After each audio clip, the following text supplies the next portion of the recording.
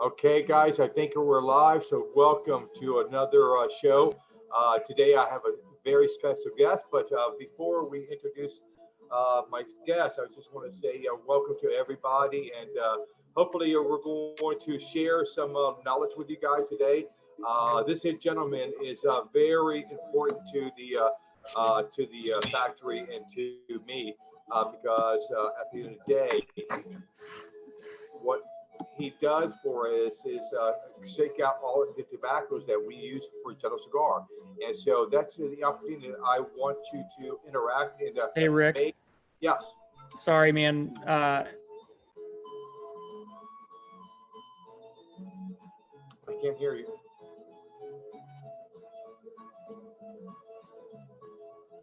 Rick, can you hear me now? I can. All right, we're going to be going live here in just 5 seconds. It didn't take. Are you ready now? Yeah. All right, sorry about that, man. Here we go. Don't worry.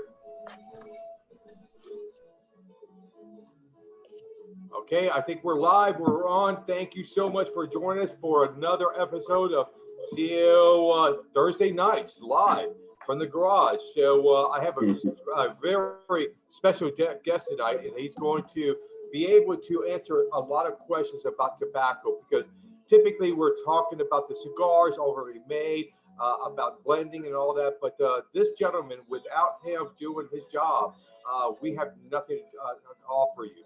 So what we're going to do is kind of share what this guest is going to do for the company, and I think you're going to learn a lot tonight about tobacco, and I think that is exactly what we wanted to share with you guys tonight. So Ernest, I want to unmute you and welcome, my friend. Well, thank you for inviting me, Rick.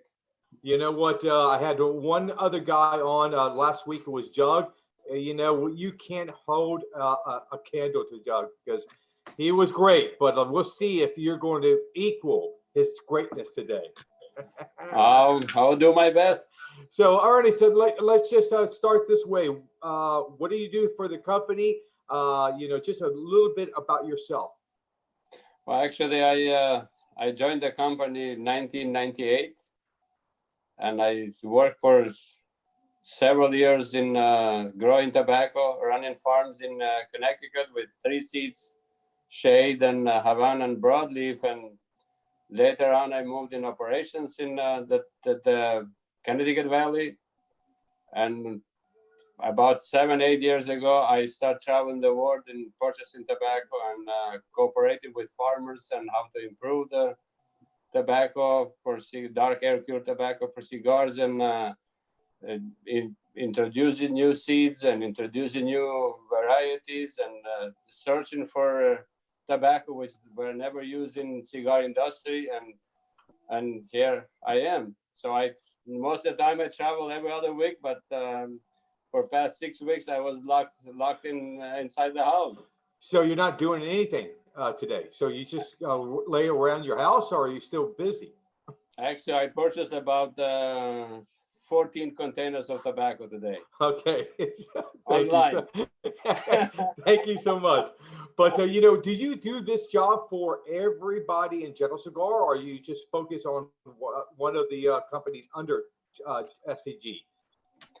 Actually, under SDG, I expanded the role now because I was just for Gentle Cigar. Now I covered the machine-made cigars for all the purchases in Brazil or Latin America. You can call it Brazil, Ecuador, Dominican, Honduras, Nicaragua, Colombia, U.S., Mexico. Very interesting. So what we're going to do today is kind of share the history of the seed to the cigar. And so I have a couple of questions I'm going to ask you, and everybody else, if I miss a question that you want to ask, please, Gary just joined us. He's going to be able to handle some of the questions you're going to forward to him, and he's going to read it to Ernest. But I'll start this way. You know, simple things that I think is very important to know. These facts about tobacco. In your eyes, Ernest, how many strands are seeds that we work with that produces tobacco for cigars? Yeah, there's there's a concept. They say you have to, if you save a strain and the seed, they are two different things. The strain is what is the basic DNA of the seed is. And if we say Criollo 98, which Criollo 98, which is grown mostly, it's a common seed for wrappers and fillers. That is the one strain. So we can, but if you call, and people in tobacco industry, because based on the region the tobacco is grown, they name it. And they say, if I say Nicaraguan Jalapa, Nicaraguan Contego, Nicaraguan Esteli, Honduran Jamastran, Honduran Olancho San Agustin, these are kind of, you think are different seeds. There's one seed who has one strain, but is grown in different regions and have different taste and flavor, but the strain is the same. If we say a strain is a variety, which is, let's say, broadleaf, Connecticut State, and Havana grown in USA, there are three different seeds. And the same if you go to the other Pennsylvania, you have Pennsylvania. If you say KY 191, whatever is Green River Monsac, which is high nicotine content, that's a different strain. So in general, if I might say, there's about maybe 40 varieties of tobacco which have different strain, but there may be 60, 70, 80 names which are attached to that. Yeah. Right. Yeah, attached to that seed. Correct. All right. So when you talk about a seed that comes from Cuba, that is planted in the DR, do you use that seed in other countries too? That same strand or same seed? Yes. Havana 2000. There's several Havanas, but mostly they're used Havana, grown in Connecticut, which is came to the country around 1840, and it was commercialized 1870. Okay. That is different seed. Havana 2000 was introduced around 1998, but commercialized in 2000. That's a different strain. So it's a different seed. And it tastes different. Even if you bring to Santiago, or you bring or to Connecticut, and you grow next to each other, they have different taste and different flavor. Perfect. And so typically, when we're growing tobacco, we grow in acres and rows. How many rows of tobacco plants per acre, or how many pounds of tobacco that we can receive per acre? Oh, it depends on the seed and how the tobacco is grown. It's shade grown or sun grown. If it's shade grown, you want the tobacco, the leaves to be thinner, and the plants are set or transplanted close to each other, which is between 14 and 16 inches. So in this case, in case of Connecticut shade, we are talking about 12,000 plants per acre. Okay. Which it gives you around 1,700 pounds per acre. Okay. If you go with Havana, which is sun grown, the spacing is 24 inches because they want thicker leaves and heavy leaves. So you have 8,000 plants per acre, but the yield is between 2,000 and 2,200 per acre. So do you say that to us, a wrapper from the shade, or wrapper that's shade grown, the leaves are smaller compared to the wrappers that are sun grown? No, it doesn't have to do with spacing. Doesn't have to do with the size of the leaf. It has to do with the thickness of the leaf. Perfect. Okay. So understand. The smaller distance between plants, the thinner are the leaves. And that's the reason the machine-made cigars they want thinner leaves, but you can put more fertilizer and you increase the size of the leaf. So when you say sun-grown and shade-grown, what are you typically trying to get from shade-grown tobacco, flavor-wise, body-wise, compared to sun-grown tobacco, flavor-wise, body-wise? Well, shade-grown is normally it's more fine wrappers. They are thinner. We try to screen the sun around 24, 27%. So it's not is not the lamina is not rough. Okay. It's like a sandpaper, but normally it's sun grown is like a sandpaper. When shade grown is very fine, and it's the look of it's beautiful. It's shiny. It is. Has a sheen, and it's pliable. It's more pliable because under the shade. And with what has normally in general, any sun grown or shade grown, it has a differentiating flavor. Shade grown has tendency to has less flavor because are not exposed enough to the sun. Sun grown are more rough for wrapper, but they have more flavors. Perfect. So when you say shade grown, that term is only used for tobacco being grown under sheath cloth, or you can grow it in high altitudes that has cloud cover. I've heard that term. That's correct. As long as there's in tobacco, and then if we want to go deep in science, tobacco is photoperiodic plant. It means has a memory, and has to have certain daylight, and certain hours sunshine. So in case of Ecuador, what we want, because it's only 2 hours a day you have sun coming out, it's all cloudy. We grow tobacco in the season which is more cloudy than sun, and you don't need to protect it from the sun. And there's just an area, it's about 30 miles, which is it's covered by the clouds all the day, and if you pass that area, you have sunshine all day. So we tend to grow tobacco just within that area, 30 miles or 50 kilometers. And what is that tobacco that we get from that region called? Well, there's 3 seeds grown. Actually, that's Connecticut seed shade. It's the same seed, 8212 or 211, the same strain. It's Ecuadorian Sumatra, it's Ecuador Havana, and it's Corojo. Perfect. All right, so getting back to in difference, Rick, there's the way shade in Ecuador or in other countries, because you have topping, you cut the flower or you leave the flowers. In case of shade, shade stain, Connecticut shade, we never cut the flowers.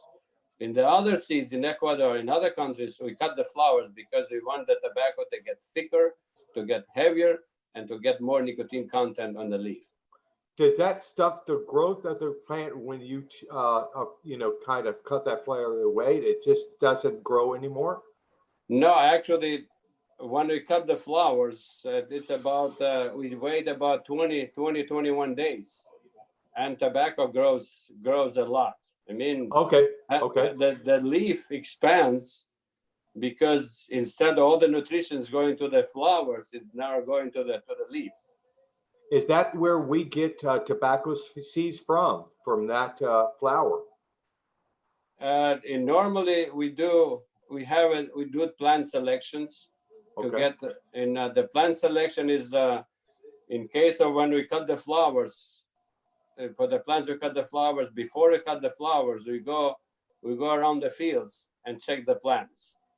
So we see which the plants are the best in terms of the look, the growth, and resistant to diseases. And that we cover the seed with a bag, and we protect that one. That's why we collect the seed. But the rest we cut the flowers. Perfect. I've seen that a lot when I visit the fields and all that. So the other question, so when we start to plant that seed, how long does it take us to germinate that plant to be able to plant it in these fields? Okay, there's in my world we call kind of magic 6. It's a 6. Anytime you see a process in tobacco, you count for 6 weeks. Okay. So it's to grow seedlings, so ready to transplant is about 6 weeks. Okay, and then days, 43. And then that's going to lead me to believe that it takes about 6 weeks to grow a tobacco plant. All right, you can do the first harvest in 6 weeks, and you can do Harvesting, it lasts 6 weeks to harvest the whole plant if it's primed, because you have stock cut and it's primed. But if not, 6 weeks. All right, so let's go back to those techniques of harvesting tobacco. What do you mean by priming tobacco? Priming is normally when we do priming tobacco is any other fruit, or it's not fruits. It's like tomatoes, like peppers, like this is the same family, peppers, tomatoes. So it starts ripening from the bottom. So you wait, you transplant the tobacco, wait 6 weeks, and you see 2 or 3 bottom leaves are ready to harvest because they're ripe. So you harvest 3 leaves, wait for another week, you harvest 2 or 3 leaves. And you have to do this 6 times. By 2 or 3 leaves is about 18, 20 leaves per plant you get from Connecticut shape. But if you go to stock cut, there's a different story. Stock cut, you have to cut the whole plant. Now you have to wait longer because you have to find a balance between the bottom leaves where they're ripe or overripe and the top leaves was underripe.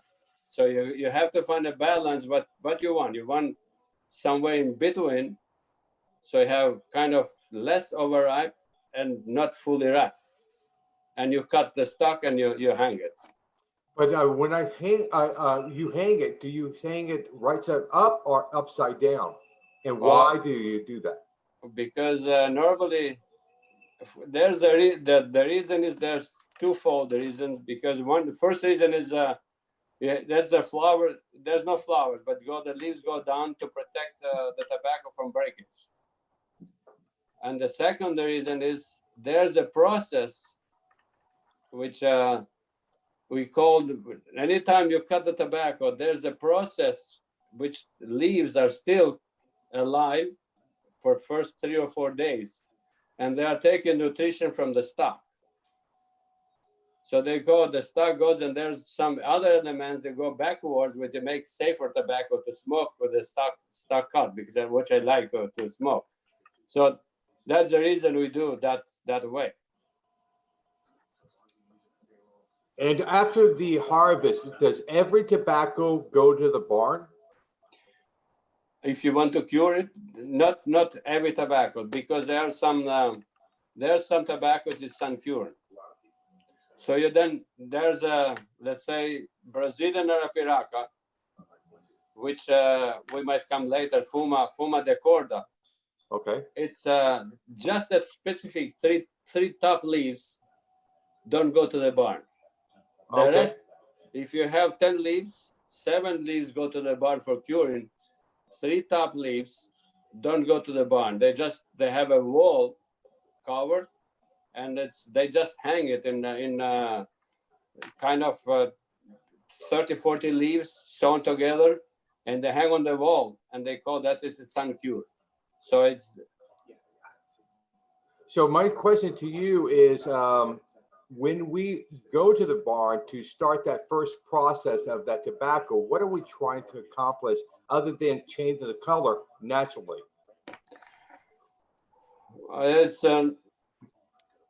We are trying to cure the tobacco, not to dry. Okay. So the first stage, there's tobacco has 3 in curing process, which is the last for the first and second priming. That's about 40 days, 42 days, and the upper primings, which 3rd, 4th, and 5th, because tobacco is thicker, we have a tendency to keep 60 days, a little bit longer. The first stage is to avoid its kind of yellowing stage, we call, and that's to avoid any disease which develops in tobacco. So we try to monitor the heat and humidity in the barn in the way tobacco start curing without taking any bacteria or fungus during the curing process. As soon as that process is over, so that there's no more dangers of diseases, we start changing the color, and the last stage is fixing the color. So in this way, you see a lot of ammonia is getting out, and the color is getting to the point what we like for the final product. If let's say we want for Macanudo, we want to get it darker. But if we want for Macanudo good label, we want to shorten the time and don't put enough heat and don't fire as frequently as we do for Macanuda, the shed, the back. So that's how you know. Do you prefer a cold, wet barn over a hot, dry barn, or does it matter? Neither. Okay. So what's I prefer for each tobacco. There's normally there's a certain temperature you have to start the curing tobacco, and you have to keep. There's the humidity in the barn, and the temperature has to be under control every single, not day, every single hour. How do you do that? We normally go and check. We have hygrometers in every shed, which is not conventional shed, because you have climate control sheds, you have conventional sheds. Okay. In conventional sheds, we have hygrometers, which they measure the humidity and the heat. We want always to have we call the spreads. The heat has to be about 6 or 8 points higher than the humidity. Okay. In this way, you don't have bacterial disease and fungus diseases develop inside the barn. And in the meantime, you start curing tobacco, because when the heat and the humidity get so close, the shed inside is so saturated with water, so there's nothing happening into the tobacco. Just you leave, the cells are loaded with water, and the bacteria starts to develop. We always try to avoid that one. And in case when the heat, the humidity gets so closer, we put some more heat, we open the windows, we aerate the shed, and keep the spread, what we call keep the spread all the time. And we have people, they pay workers, they check every hours, and a farm manager go every 4 hours and take notes for each shed. And that's 24 hours a day? 24 hours. My first round was 5:30 in the morning, and last round was 12 o'clock at night when I was curing tobacco. So an easy day. So, again, if that happens, if you start to see some growth of, bacteria in a certain area, does that mean that the whole barn is ruined, or you try to kind of corner that and take that out and maintain the other ones? Yeah, there's several diseases, and one is most that's normally when you harvest in wet weather, you have they call a jelly stem, and this is the worst disease in tobacco, which in the stem, when you put that needle through, it develops bacteria and stop dropping. So it creates the layers between in tobacco barns, so that the heat cannot go through. So we just go and remove everything. All this tobacco, they fall off, we have to remove. In case when we see these other diseases, we have to play with the humidity and the heat, because you have to act fast.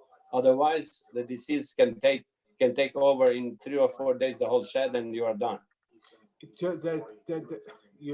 We have one shed that has the disease. Is it easy to transfer that to another barn, or because you're controlling that environment, it doesn't, jump?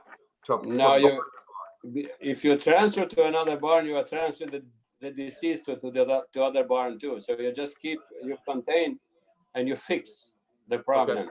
Okay. All right. So let me see. All right. So going back to what you do for a living and all the countries that you have visited, seeking out tobaccos, what is your favorite country that you ever visit to purchase tobacco, and what is your least favorite country that you ever visit to purchase tobacco? In terms of what? In terms of just feeling comfortable, safe. The environment was beautiful, the scenery, the people, and then you go to the other farm, they're like you're checking your wallet, you're checking your gun. Nah, yeah, that's true. It depends. I feel safe when I buy tobacco in Connecticut. So how about Cameroon? How do you feel about Cameroon? And Oh, that was the most. I was 4 years ago, 5 years ago, and that was adventures already. That was in the time when I went to. Actually, I wanted to make some improvement in tobacco, and I wanted to visit the growers to see, because the wrapper yield was 5%, 3%, and there's no way. Normally, you should get 60, 70% wrapper yield, and they had just 3, 4, 5%, 4%. So I went, but it was at the wrong time and the wrong place, because it was Ebola, it was the terrorist camps, and it was everything going on. so you have not been back since that last visit? No, I don't know if I can go back, but I'd rather buy the tobacco. Yeah. So outside of Connecticut, what is your favorite region to visit? Because you just love the tobacco, you love the area, the mountains, the ocean. What is what? Actually, I like Brazil and Ecuador. Okay. Beautiful countries. Very good. Honduras and Nicaragua, there's in Honduras and Nicaragua, the scenery and places you go is beautiful, but I don't know how safe it is, but I have to go on no matter what anyway. Right. How do you feel about Mexican tobacco? Because it seems like a lot of manufacturers are reaching out for that tobacco. What do you think about Mexican tobacco for wrapper? Because filler has been great for us, Normally they have 3 seeds in Mexico. That's which is on San Andres, Tuxtlan. They grow 3 seeds. One is the original seed, which is the native seed, is Mexican Negro San Andres, and they are growing Mexican Sumatra and Mexican Havana. Mexican Havana is Havana 2000, which is grown everywhere, but Mexican Sumatra is the same seed as Ecuador Sumatra, and that Sumatra from Sumatra, the same seed as Cameroon, but it's the same strain.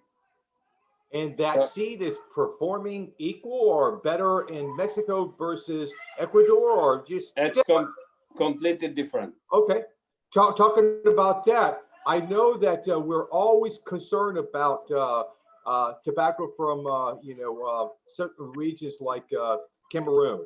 Are we testing right now Cameroon seeds growing somewhere else, and do you have any success with that seed growing? Yes, we did, and we experimented. Actually, we experimented in several countries, in Dominican, Honduras, Connecticut, Brazil, Mexico, and the closest one to the original Cameroon is tobacco grown in Brazil. Really? In by the look, how the plant grows, how the leaf grows, and how the taste and flavor is very similar. Is that on the market right now, or we're still testing and growing and testing? Actually, it's not in the market, because I was working with one company in Brazil to grow for 2 years, and they didn't succeed because they don't know how to grow it. Okay.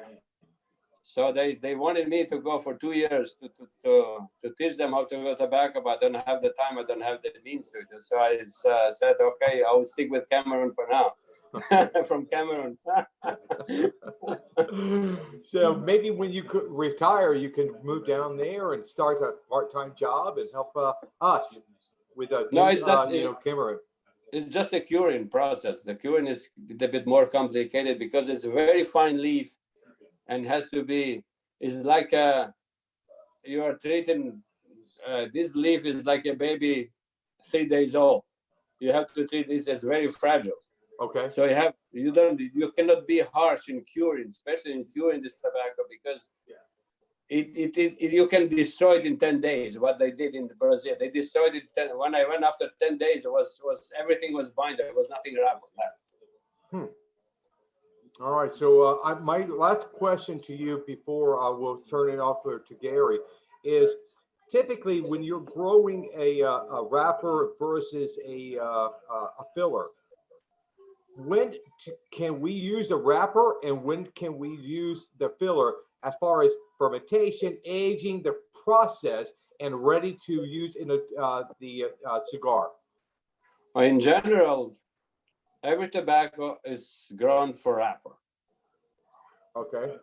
So there's some tobaccos they might go for filler, hard to get a wrapper from them. But in general, every tobacco can give you a wrapper if a proper agricultural practices are applied and if it's taken care of it. So let's say you take any seed and let me know what you want. But there's some, let's say, all thinner leaves, Connecticut shade, grown in Ecuador, grown in Connecticut, in Brazil, and Honduras. This is the tendency or the purpose is to grow for wrapper because they are thin, because they're spacing from plant to plant, they are thin.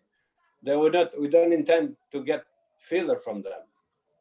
But if you say wrapper and binder, binders come from the same plant, but the binder is not the look is not for wrapper. Is not fine. Is not perfect. So it goes to binder. So if it doesn't go to binder, it has to go to filler because it's broken. So it cannot hold a bunch. So from the same plant, you can get three or four grades, which is a wrapper, binder, filler, and short filler too. So that if it's chosen for wrapper, that process for the chosen mark to cigar is about 2 years, 3 years, because you have to age it, ferment it. Yes, so it depends on the grades. So any wrapper which comes under shade because they are thin, shade and sun grown, but it depends. But let's go with the shade or even the sun grown. If we call the wrapper, then we go by grades. It's seco, which is the bottom one, doesn't need longer fermentation than ligeros. Let's say in broadleaf. Let's take broadleaf. Everybody knows broadleaf. Broadleaf is sun-grown tobacco, and the bottom, which we call the light wrapper, it takes about 6 months fermentation, and we put 1 year minimum, 1 year to age it in bale. Okay. So it's about 2 years before using the cigars. But if you go to darks and medium, which become maduros, we do first fermentation 3 months. Mm-hmm. We sort by texture. We do another 3 months fermentation. We pack it, dry pack it, put in a bale for a year, bring it back 3 or 4 months, and we ferment it again, and then we use. So it is about 2.5 years, 3 years before it goes to the cigar. And your filler and your fillers? And the filler, it depends. Secos, we need normally always in our policy was and our culture in general cigar was to keep at least 2 or 3 years inventory. So we want to age it and to have anytime tobacco ages, it release ammonia, and the process inside the bale continues. So tobacco, it's get more mellow, more. It's if you smoke it, it's more smooth. So for the secos, since the process of fermentation is shorter, it takes at least 18 months before it go to the cigar. For the heros, it's close to 2.5 years. Wow. Okay. Very good. All right, Gary. I'm going to turn it over to you. Do your commercial break. And any questions the fans are asking? We've got a lot of questions, actually. So the first question is from Jake. And I know you talked a little bit about some of your favorite places to travel to, but his question is a little bit different. So he wants to know, in all of your years of experience working with tobacco leaves, do you have a specific favorite type of tobacco that you love to work with consistently? That's a good question, because since I was in farming, actually, just for information, I immigrated to the United States in 1996, and I started with tobacco right away in the Connecticut Valley. So that's my, that's my baby. It's Connecticut Shake. It's the best tobacco. There's no match in all around the world. And my favorite, the second tobacco is actually Matafina, grown in Brazil, a wrapper and fillers. And the third, if I can go, it's Colombian tobacco. Love it. Wow. Excellent tobaccos. Fillers. All right, so we always get a lot of questions about Cuban seeds. So this next question is from Manuel, and he wants to know what the percentage of seeds are that we currently use in cigars and tobacco that originated from Cuba. Actually, maybe most of the seeds originated from Cuba, going back 300 years, 200 years ago. But if you can go, it's let's say even if you go with the history, Connecticut shade originated from imported from Sumatra, and didn't succeed. And the second was in 1900, late 1800, early 1900s, was imported from Cuba, and that succeeded. Connecticut Havana was imported from Cuba. It was 1840s and commercialized 1870s. And Havana 2000, which is grown now, it's come from Cuba. Havana Corojo come from Cuba. Criollo 98 come from Cuba. There's a different seeds. Pilota Cubana in Dominican comes from Cuba. Pelo de Ora is from Cuba. There's a lot of seeds. Only few seeds are native seeds. Even Colombia, which they said is 300 years old. They said, if you go back to history, they said, oh, this is Colombia, which is Colombia. It's called Carmen Cubita. As a seed, it's very narrow. As a plant, gives you 50 leaves, which are never seen. But as a plant gives you 50 leaves per plant.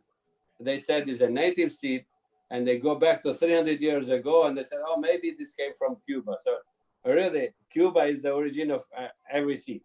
Wow. Except hybrids we created and new seeds we created ourselves, which they are different strain, and they deviate from the original seed. Excellent question.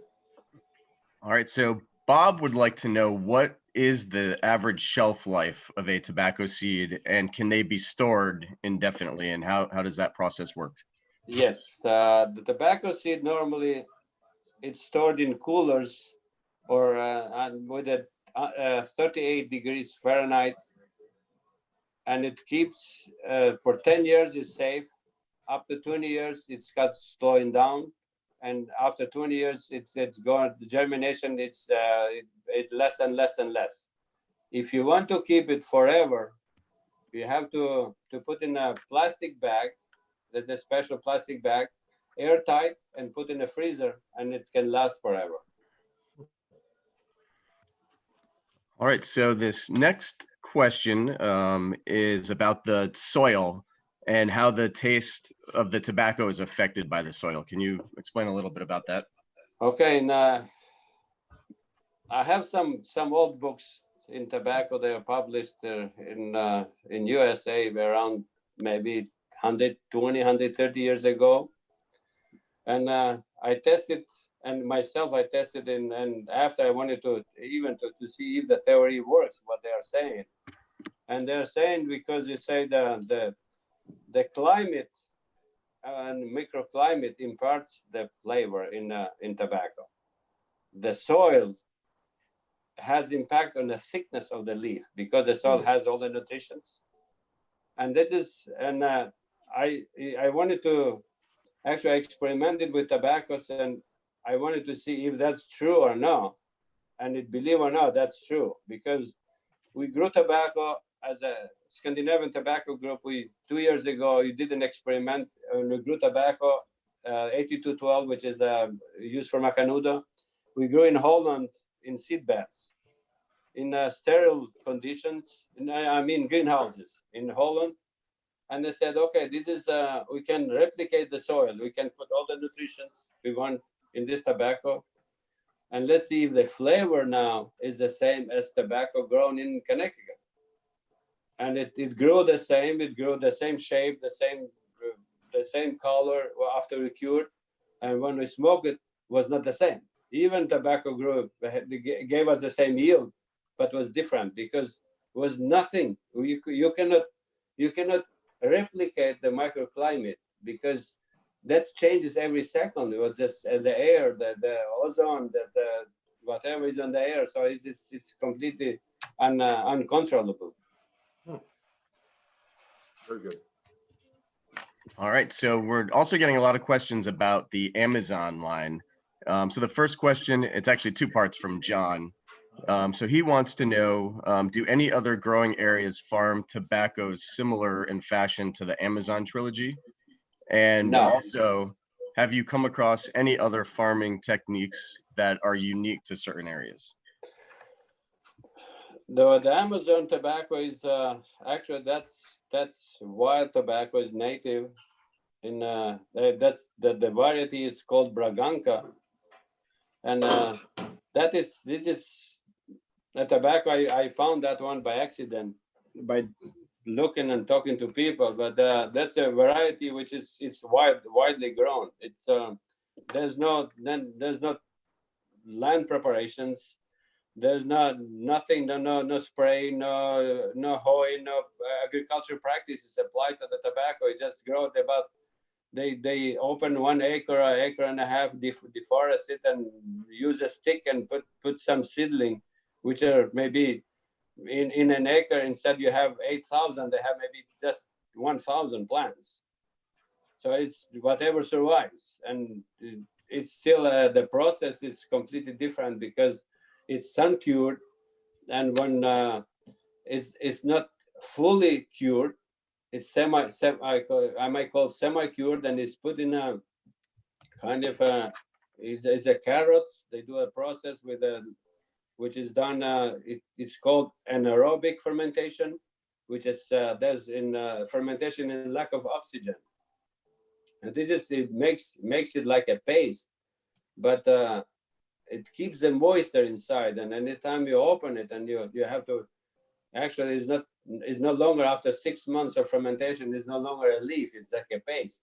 And in order to put in the cigars, you have to cut in small pieces and sprinkle like a short filler, like the cigarette tobacco, to sprinkle inside the bunch to give the flavor. But that's unique, and that's actually the same process is applied in they call Anduja in Dominican Republic, but the tobacco they use is completely different. And compare Anduja grown in Dominican Republic with Anduja grown in Brazil from Amazon, it's no way. There's not even close to compare. We tried Anduja from Dominican, fermented in the same way as those are fermented in Brazil, and didn't work. We couldn't put in any blend, and whatever we used, we just scrap it, the tobacco we purchased. Well, thank you for the fans of CAO for discovering that tobacco, because it is truly one of the best tobaccos I've ever had the pleasure of working with, and the cigar is just, I think it's a legendary cigar already. Yeah, so thank you. So Mike has a question about the seeds that we use on the Amazon tobaccos. So do we use the same seeds, or do you know, are those different seeds that we use? Are they the same, just grown in different regions or different climates? What do you mean in Amazon tobacco? In Amazon is just one seed. So all tobacco the tobaccos from that series. I'm sorry. Yeah, no. And Amazon Basin was the same. The first what we launched, and after we launched Fuma de Corda, and we had the other, so we used different tobaccos, different fillers, because we changed the blend. There was we did in 4. If I'm right, we did 4 in 4 years, 4 launches. Yes. We changed the blends, and that's you changed the blends. I brought the tobacco, and I told you the specs, and you said, okay, now you give me the specs. Now I do the blending, and that's what the game about. But we're trying to highlight, remember the difference of tobaccos from Brazil to the DR. And the Amazon Basin, we really wanted to focus on that flavor from Brazil. And then when we launched the Fuma, we want to highlight our focus on the tobacco from the DR. So every tobacco has both of them in it, but proportion-wise, a little bit different. The wrappers are all different, so that's the way you can play it with that line and create different styles and different flavors and different bodies from that cigar. Right. So Rick, this next question is from Vincent, and he is curious if you could talk a little bit about the Amazon Basin line and how much longer we are going to be releasing that line of cigars. Well, the bad news and the good news. The bad news is Chew is going to go away forever. The Fuma and then the Anaconda, we had to give up on it because the wrapper we were using for the Anaconda from Brazil, they're not growing anymore. That is the reason that was taken off the market and replaced to keep the trilogy alive with Oriano. And so, but the good news from the FDA, they just gave us a kind of an extension for the date that we have to apply for the FDA and hold to their rules. And so we think we're going to be able to release 5,000 more boxes of the Amazon Basin series in the Anaconda total 5,000. So that's meaning about 3,000 of the Amazon boxes going to be made, and about 2,000 of the Oriano is going to be made. And after that, because of the FDA, we have to apply to these new rules. I think it's going to be gone forever. Yeah. So Rick, we've got a shout out from Buffalo Cigar, and they just want to thank you and Ernest for this. They think that all of this education tonight has been awesome. So I love those guys. You know what? I hope I'll see you guys soon. But if you're ever in Buffalo, I'll reach out to their shops because they are just great shops in Buffalo. I love you guys. Thank you so much for joining us. all right, so we've got two questions from David, and this is for you, Ernest. So he wants to know a little bit about growing coffee and tobacco, if you can grow these plants together and how it would affect the flavor of both of them. And then the second part. So sorry, Gary, say it again. Growing what together? Coffee and tobacco. So if you were to grow like a coffee plant and tobacco side by side, do you know, has that been done, and would it affect the flavor from one plant to the other? Yeah, that's actually, you know, that tobacco is in the same family as an eggplant. It's a nightshade. It's called nightshade plant. It's the eggplants, tomatoes, and potatoes, and not potatoes, tomatoes and peppers. So normally the plants don't take, the tobacco is self-pollinating. It's not cross-pollinated. It means flowers from, or bees from tobacco, from coffee plants don't go, if they go to tobacco plants, they don't pollinate because tobacco is self-pollinated. And the flavor doesn't go from plant to plant. There's no impact at all, not at all. The only thing is we try to avoid is not plant tobacco close to eggplants, to tomatoes and peppers, because they share the same diseases. So that's the only reason we try to avoid pairing plants. But with the cacao, with the coffee, we don't care about it. It's just they no impact. They don't have the same diseases. They not the same insects. They damage, and the flavor is not transferable. All right. And David also is curious if there is a such thing as organic tobacco.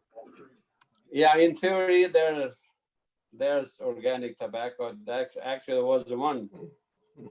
Is grown years back, maybe 3 or 4 years ago, and maybe it still is doing. Plasencia was trying to grow one. It's a wrapper called TO, Tobacco Organico, and it was very hard. It's very hard to grow because since you are growing for wrapper, it's not you are going for the taste and for the look.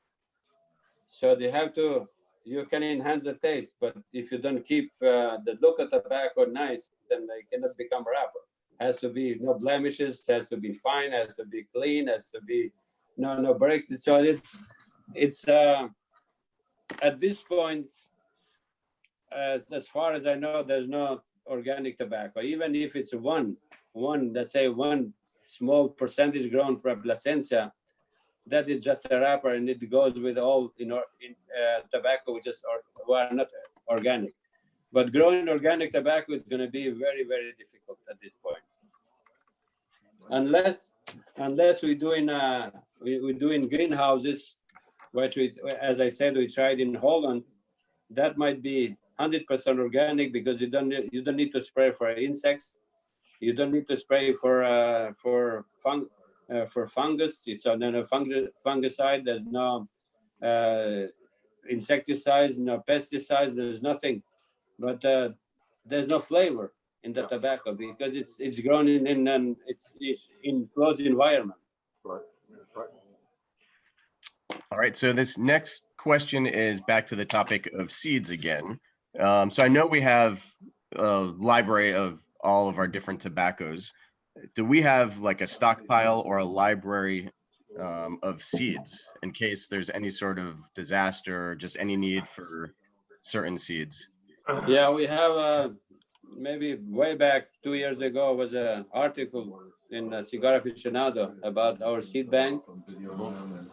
So we have a seed bank. Video showcase like all these cigar runs across the country. So we have seeds, and actually it's before General Cigar was on the family. We had three seed banks, one in Hatfield, Connecticut, and Dominican. Everything is in Dominican, and fireproof, and it's locked. I have the inventory and I have the key. All right, Gary, one more question before we end this kind of night. All right, so I think this is a good one for both of you. So this is from Woody. So he wants to know which tobaccos you see having the strongest consumer demand in the coming years, and then our crops planted based on forecasting and consumer demand. Yeah, that's at this point. Actually, I don't see any shortage in tobacco. I don't see an increase in higher demand for tobaccos. The most production in dark air cured, as you know, is Indonesian Bezuki, which is used for machine-made cigars. But since you mentioned it, the highest demand at this point it started 2 years ago and going to go 2 more years is for broadleaf, and this is because of its tobacco is used in backwoods, and Wisher or Drew Estate is trying to replicate the same as backwoods. So demand went from 6 million pounds per year to 20 million pounds per year, and this is. But the companies, the growers are moving fast in every country, in Philippines, in Mexico, Brazil, USA, to try to produce as much as they can. And I can see that the demand will are going to fill up in 2 or 3 years. But that's all I have for now. Yep. All right, Gary, any information that you want to share with everybody, how to join CAO and the fan club?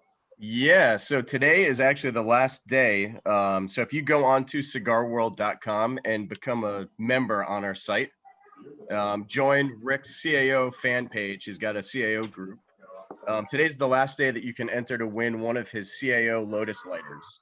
So they're giving a bunch of these away today on the website. So definitely go online, check it out. It probably takes about 30 seconds to become a member and then to also join. So definitely check that out. And then next month we'll have a new item and a bunch of new stuff that we're featuring. So definitely do that while you can today. All right, guys. Thank you, Ernest. Thank you so much. I've learned many years ago from Benji, you know, sometimes you need to just shut your mouth and open your ears, because cigar guys were willing to help you out, understand what you do, and share their knowledge with you. And what you shared with us tonight, bro, I cannot thank you, because I learned so much about what we do and with the tobaccos that we've received through you. And I just want to say thank you. This has to be one of my favorite shows of all time that I've ever did, because I learned something and I was a fan of, you know, today instead of a host of the show. So thank you so much, bro. Thank you, Rick. You know, I learned from you a lot too, because I like wine, and I like some really good blends. You showed me how to appreciate blends in tobacco. Make good blends with all the tobacco. I give you the characteristics and you make the blend, and I enjoy smoking cigars. The blends you're making, really. Thank you. It's an honor for you to say that to me. It really is. All right, guys. Gary, I love you. I'll see you soon. But Ernest, thank you so much again. And well, you know, if the fans demand, I would love to have you back. Anytime. Sure, yeah, we can learn much more in just an hour. All right, guys, thank you so much. And I'll see you next week. And look forward to next week. I think I'm going to have another special guest from the factories next week. So please join us next week. All right. And thank you. Thank you so much, guys. Bye-bye. See you later. Thank you. Boom. Boom. Hi, Gary.